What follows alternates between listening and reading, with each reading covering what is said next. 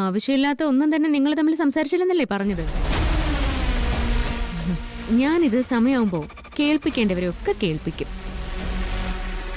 അവര് തീരുമാനിച്ചോളും ഇത് ആവശ്യമാണോ അനാവശ്യമാണോ എന്ന്.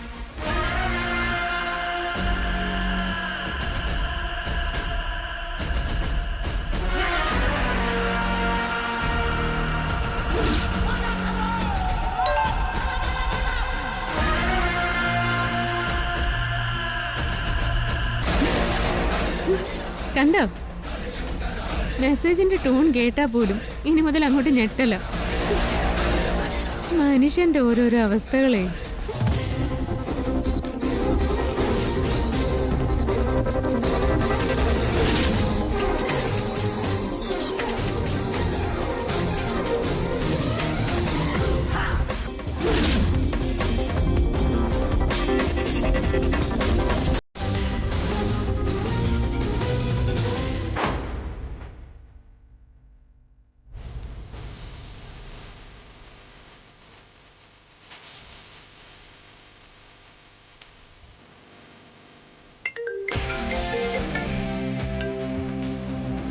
ഹലോ,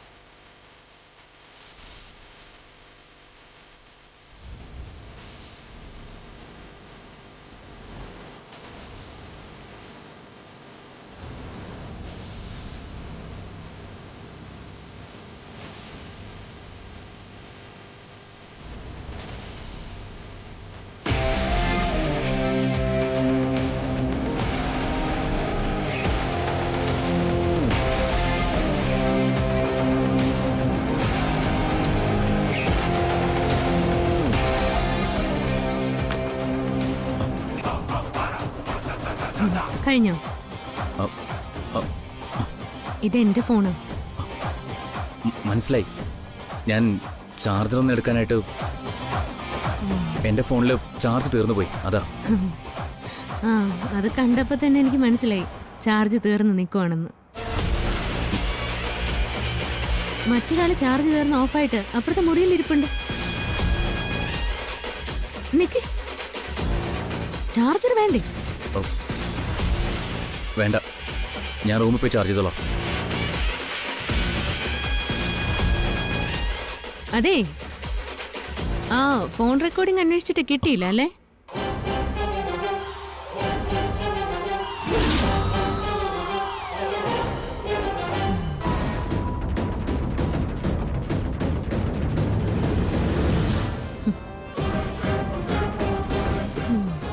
എനിക്കറിയാം ആരെങ്കിലും ഇതും തിരക്കി വരൂന്ന്. അതൊന്നും അറിയാൻ തന്നെയാ ലോക്ക് മാറ്റി ഞാൻ ഫോൺ ഇവിടെ വെച്ചിട്ട് പോയതേ. അതെ, അവന്തികയുടെ ബുദ്ധിയല്ല അർച്ചനയ്ക്കെന്നൊന്ന് പറഞ്ഞേക്കേ.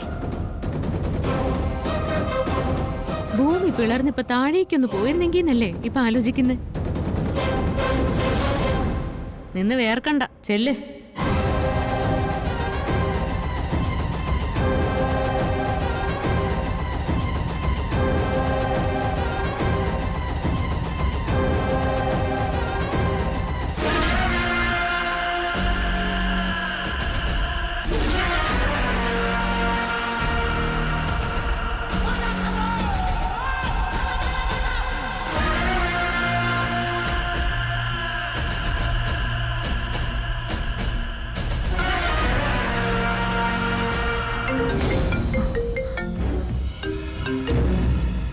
ഹലോ.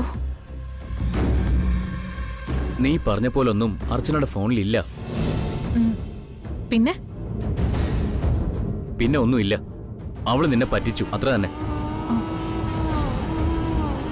ഫോൺ നോക്കിക്കൊണ്ട് നിന്നപ്പോ അവൾ എന്നെ വന്ന് കാണുകയും ചെയ്തു. ഞാനകെ ചമ്മി മോശമായിപ്പോയി. എന്നിട്ട് അവള് നിന്നോട് എന്താ പറഞ്ഞ? നിന്റെ ബുദ്ധിയല്ല അവൾക്കെന്ന് നിന്നോട് പറയാൻ പറഞ്ഞു. അവള് വെറുതെ ഓരോന്ന് പറയുമ്പോ നീ അതിന്റെ പുറകെ ചൂട്ടും കത്തിച്ചിറങ്ങുന്നതാ നിന്റെ ആദ്യത്തെ കുഴപ്പം. നീ കാരണം അവൾക്കിപ്പോ വെറുതെ ഒരു സംശയത്തിനിട കൊടുത്തില്ലേ? കേട്ട പാതി കേൾക്കാത്ത പാതി ഞാനും അതിന്റെ പുറകെ എടുത്തു ചാടി. അവള് അങ്ങനെയൊക്കെ പറഞ്ഞപ്പോ നീ അത് വിശ്വസിച്ചു. അവള് പറഞ്ഞത് കറക്റ്റാ. നിന്റെ ബുദ്ധി അല്ല അവൾക്ക്. അവൾ ഇടയ്ക്കിടയ്ക്ക് ഇങ്ങനെ ഓരോരോ നമ്പറുമായിട്ട് വരും. ദയവ് ചെയ്ത് നീ അതും വിശ്വസിച്ച് എല്ലാം കയറി ഏൽക്കരുത്.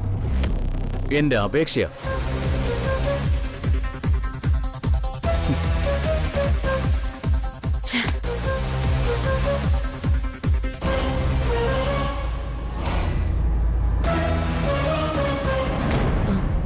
നീയും ഈരടുത്തേയും ആൽത്തറയുടെ അവിടെ നിന്നാ മതി.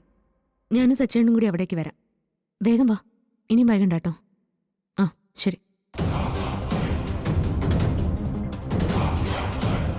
എന്നാ നമുക്കിറങ്ങാം. ആ സച്ചേട്ടാ, നമ്മളിപ്പോ ഇറങ്ങുമ്പോ ആരെങ്കിലും കണ്ടു കഴിഞ്ഞാലേ അമ്പലത്തിൽ പോവാന്ന് പറഞ്ഞാൽ മതി.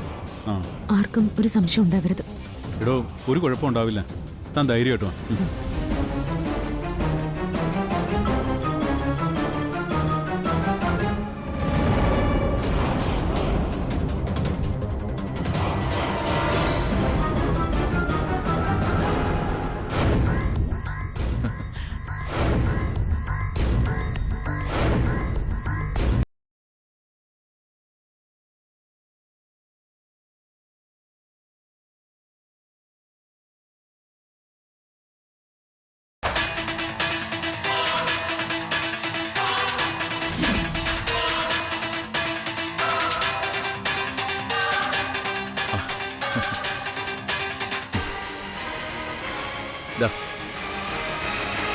രണ്ടുപേരും എടുക്ക്. എന്താ വിശേഷിച്ച്? ആദ്യം എടുക്ക്.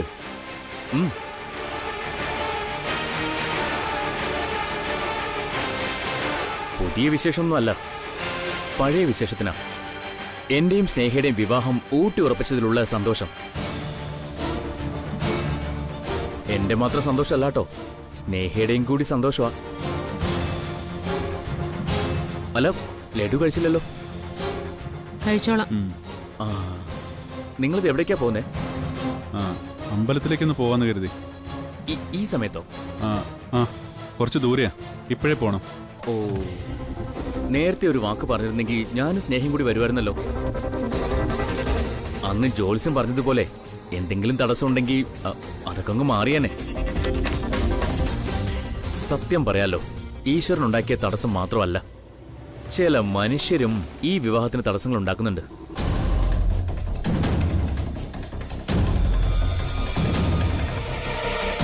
എല്ലാം പ്രാർത്ഥിച്ച് തന്നെ മാറ്റണം.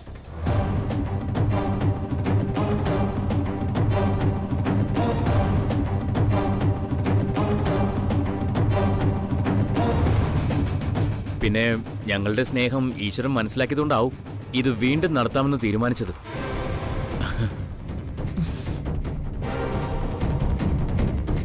അമ്പലത്തിൽ പോയിട്ടേ എന്റെ സ്നേഹയുടെയും കാര്യം കൂടി പറയണേ അർച്ചന മാഡം. സച്ചേട്ടനൊന്ന് വരുന്നുണ്ടോ?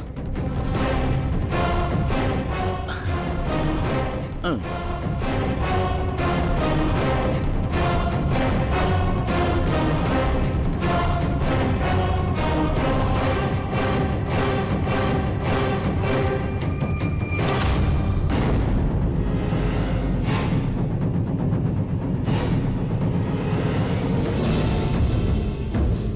അവന്റെ ഒരു സന്തോഷം.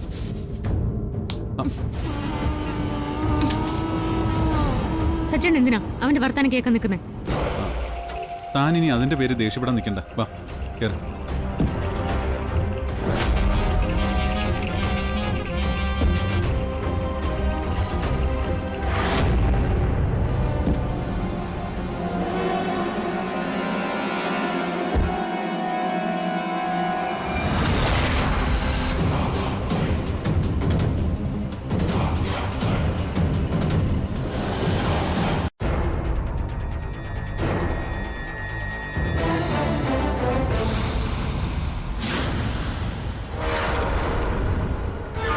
ദേ വന്നു.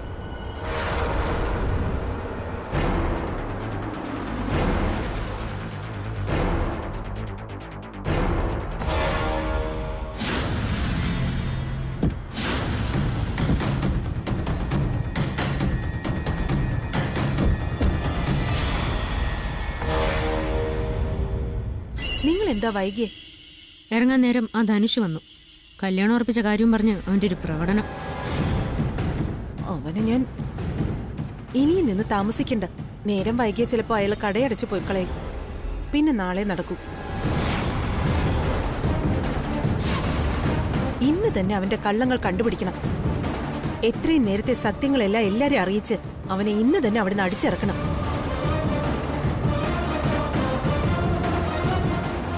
ഇത് നമുക്ക് അനുകൂലമായി തന്നെ സംഭവിക്കുമെന്ന് എന്റെ മനസ്സ് പറയുന്നുണ്ട് അടുത്തി. ശ്ശോ. ആ കടക്കാരൻ പറയുന്നത് വീഡിയോ എടുത്ത് എല്ലാവരെയും കാണിക്കണം നമുക്ക്. അത് മാത്രം പോരാ, അയാളെ അച്ഛന്റെ ഏട്ടന്റെ മുമ്പിൽ കൊണ്ട് നിർത്തി കാര്യങ്ങളെല്ലാം പറയിപ്പിക്കാൻ വേണം. ഏട്ടത്തി പറഞ്ഞ തന്നെ എനിക്കും തോന്നുന്നത്. ഇന്നത്തോടെ ആ ധനുഷിന്റെ എല്ലാ കള്ളക്കളികളും പൊളിച്ച് കൈ കൊടുക്കണം. സ്നേഹിക്ക് ഇനിയെങ്കിലും മനസ്സിലാവണം അവൻ അവളുദ്ദേശിച്ച ഒരാളെ അല്ലെന്ന്.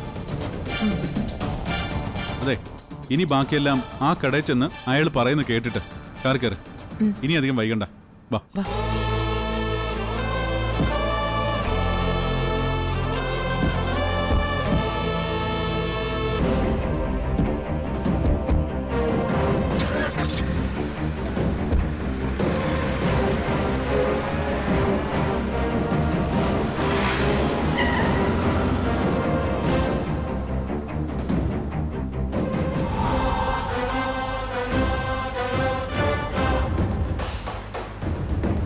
സച്ചി,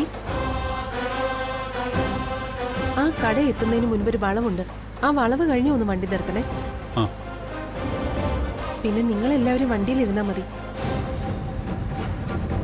ഞാൻ പോയി അയാളെ കണ്ട് സംസാരിച്ചിട്ട് വരാം. ആ ഏട്ടത്തി, വീഡിയോ എടുക്കാൻ മറക്കല്ലേ. അതൊക്കെ ഞാൻ ഏറ്റു. ആ.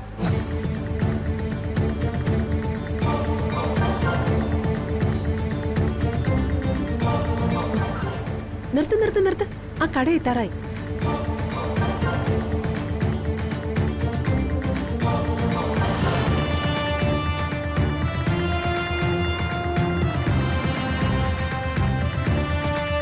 നിങ്ങൾ എവിടെ ഇരിക്കെ? ഞാൻ പോയി അയാളെ ഇങ്ങോട്ട് വിളിച്ചോണ്ട് വരാം. എടുത്തേ, അയാൾക്ക് ഇഷ്ടപ്പെടാത്ത രീതിയിലൊന്നും സംസാരിക്കല്ലേ. പുള്ളിക്കിനി സംശയം വല്ലതും തോന്നിയാ പിന്നെ നമ്മളോട് സഹകരിച്ചില്ലെന്ന് വരും. അതൊക്കെ ഞാൻ അതിൻ്റെതായി നേക്കൽ പറഞ്ഞ് വിളിച്ചോണ്ട് വരാം. പോവാണേ.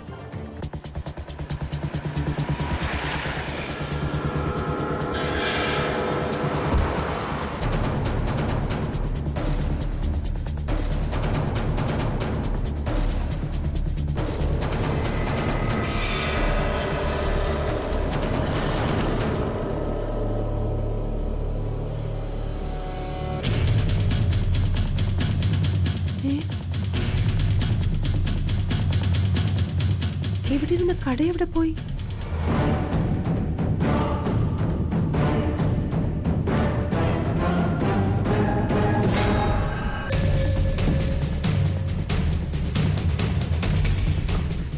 എടുത്തി എന്തായി?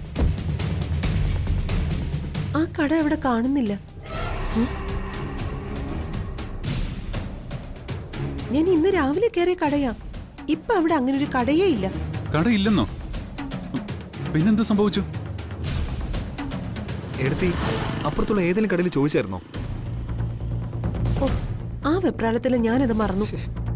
ഞാൻ പോയി ചോദിച്ചിട്ട് വരാം. വേണ്ട എടുത്തി. എടുത്തി ഇനി ചെന്ന് ആരോട് ചോദിച്ചാലും അവർക്കറിയില്ലെന്നേ പറയൂ. കാരണം ആ 3 കടകളിലെ 3 ആൾക്കാരിൽ 2 പേര് ധനുഷിന്റെ ആളുകളാണ്. അതാണ് ധനുഷിനെ കുറിച്ച് നല്ലത് മാത്രം പറഞ്ഞത്. 3-ാമത്തെ ആൾക്ക് ധനുഷിനെ കുറിച്ച് മറ്റെന്തോ പറയാനുണ്ടായിരുന്നു. അതാണെങ്കിൽ ധനുഷ് കണ്ടുകൊണ്ട് വരികയും ചെയ്തു. എന്റെ സംശയം നമ്മൾ കാണാമെന്ന ആ ചായക്കടക്കാരൻ ഇപ്പൊ ജീവനോടുണ്ടോന്ന് തന്നെയാ.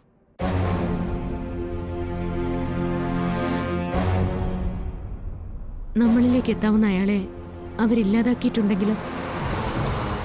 എടുത്തി പറയുന്നത് നമ്മുടെ നീക്കം ധനുഷ് നേരത്തെ അറിഞ്ഞെന്നാണോ? അതെ.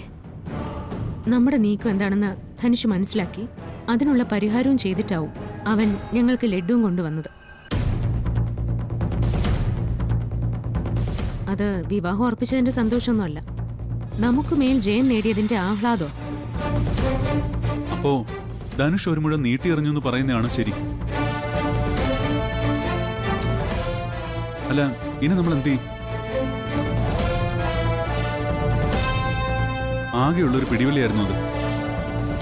അതും കൂടി നഷ്ടപ്പെട്ട സ്ഥിതിക്ക് ഇനി നമ്മൾ എന്ത് ചെയ്യും?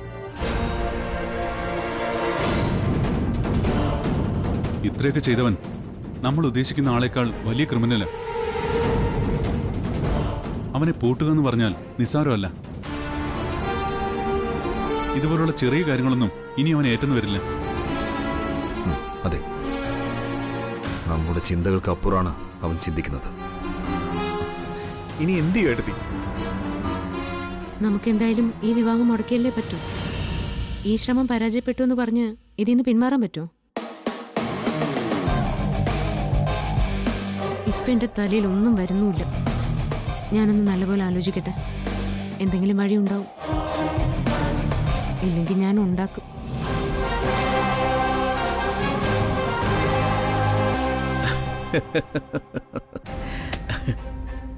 ഇപ്പൊ അവർക്ക് മനസ്സിലായി കാണും ധനുഷ് എങ്ങനെയൊക്കെ ഏത് രീതിയിൽ ചിന്തിക്കുമെന്ന്. അങ്ങനെ എന്തെല്ലാം നെല്ലിശ്ശേരിക്കാരിനി കാണാൻ കിടക്കുന്നു. താൻ വെച്ചോ, ഞാൻ വിളിച്ചോളാം.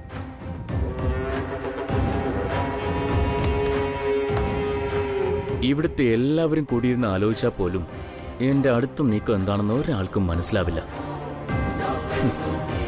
അതിനും മാത്രം ബുദ്ധിയൊന്നും ഈശ്വരൻ ആർക്കും കൊടുത്തിട്ടില്ല.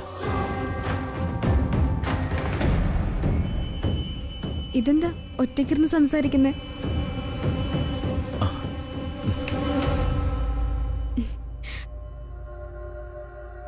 ഒരാൾ ഒറ്റയ്ക്ക് സംസാരിച്ചു തുടങ്ങുന്നത് എപ്പോഴാണെന്നറിയോ? അറിയില്ല. ഒരാളുടെ മനസ്സിൽ എപ്പോഴാണോ മറ്റൊരാളുടെ ഇഷ്ടം തോന്നുന്നത് അപ്പം മുതലാ. അല്ലെങ്കിൽ വലിയ സന്തോഷവും സങ്കടമൊക്കെ ഉണ്ടാവുമ്പോ. ഇതിലിപ്പോ ധനുഷ് ഒറ്റയ്ക്ക് സംസാരിച്ച എന്തുകൊണ്ടാ? ഇഷ്ടം, സന്തോഷം, സങ്കടം. ഇഷ്ടവും സന്തോഷവും. എന്നാ പിന്നെ ഒറ്റയ്ക്ക് സംസാരിക്കണ്ട, കേൾക്കാൻ ആള് റെഡി.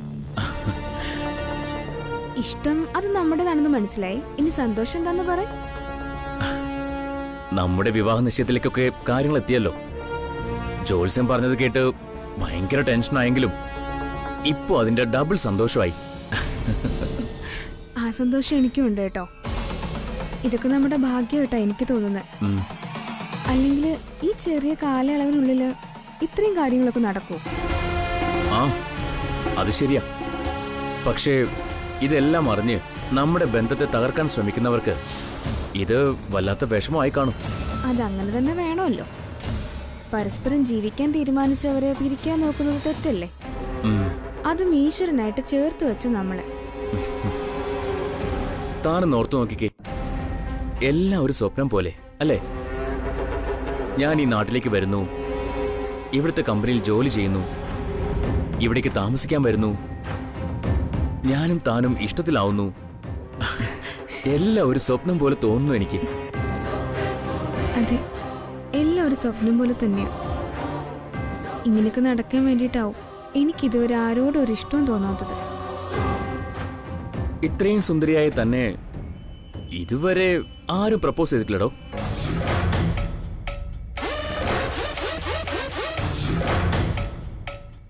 കോളേജിൽ പഠിക്കുമ്പോൾ ചിലരൊക്കെ. എന്നിട്ട് അവരോടൊന്നും തനിക്ക് ഇഷ്ടം തോന്നിയിട്ടില്ല? ഇല്ല, ഞാൻ 3 ഏട്ടന്മാരുടെ കാര്യവും പറഞ്ഞ് എല്ലാവരും പേടിപ്പിച്ചു വിടുമായിരുന്നു. സത്യം പറഞ്ഞ ഇതുപോലൊരിഷ്ടം ആരോടും തോന്നിയിട്ടില്ല. ഓ, എന്റെ ഭാഗ്യം. ധനുഷിന് വേറെ അഫയറൊന്നും ഇല്ലായിരുന്നോ?